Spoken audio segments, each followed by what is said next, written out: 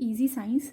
आज हम पढ़ेंगे क्लास 7 के साइंस का चैप्टर फाइबर टू फैब्रिक का टॉपिक सिल्क। लास्ट वीडियो में हमने नेचुरल फाइबर में पढ़ा था वूल को, और इस वीडियो में हम दूसरा जो नेचुरल फाइबर है सिल्क उसे पढ़ेंगे। वूल जो था वो हमें शीप से मिलता था और सिल्क हमें मिलता है सिल्क मॉथ से। तो सबसे पहले ये जान लेते हैं कि सिल्क का प्रोडक्शन कहाँ पे हुआ, सबसे पहले कहाँ पे ये सबसे पहले बना था। तो चाइना एक ऐसी कंट्री है जहाँ पे सबसे पहले सिल्क बनना शुरू हुआ था, और आज भी चाइना में सिल्क का प्रोडक्शन सबसे ज़्यादा होता है।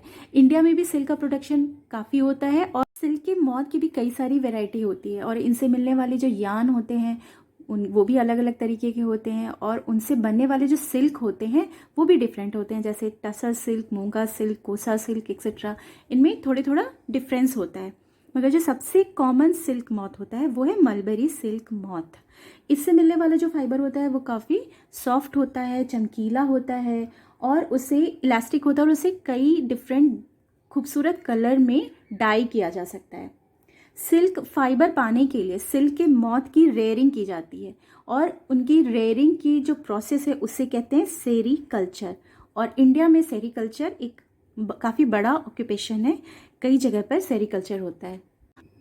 सिल्क का फाइबर हमें सिल्क मॉथ की लाइफ साइकिल की कौन सी स्टेज से मिलता है, इसके लिए हमें सबसे पहले सिल्क मॉथ की लाइफ साइकिल को देखना। Life history of silk moth. Silk moth सबसे पहले एग लेइंग करता है, एग हैच करता है तो लार्वा स्टेज में आता है। लार्वा को ही हम कैटरपिलर भी कहते हैं, और इसे हम सिल्क वर्म भी कहते हैं।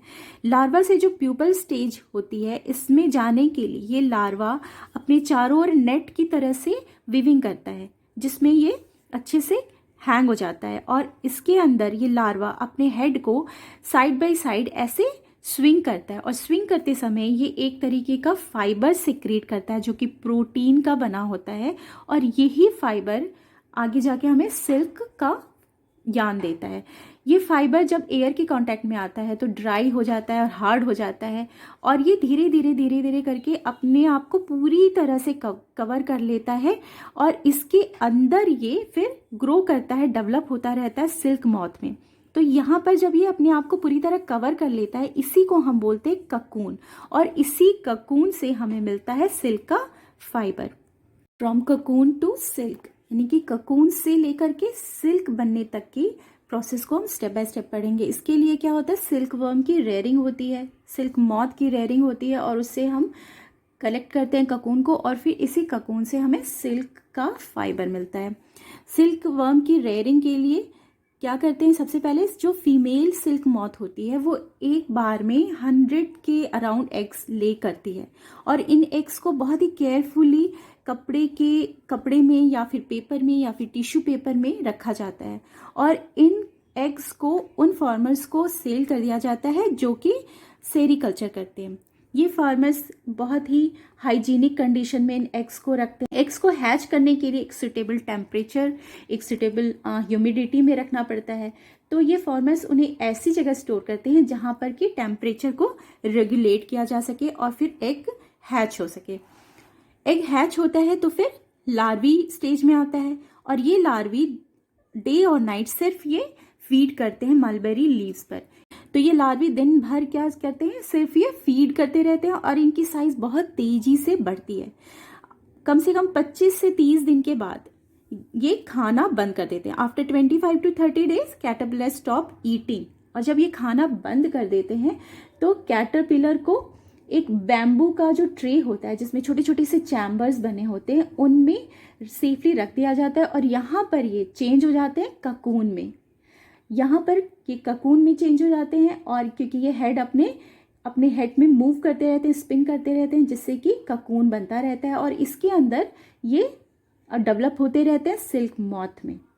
अब यहाँ तक हमें ककून मिल गया। अब ककून से फिर वापस हमें कैसे सिल्क मिलेगा, आइए आगे इस टॉपिक को पढ़ते हैं।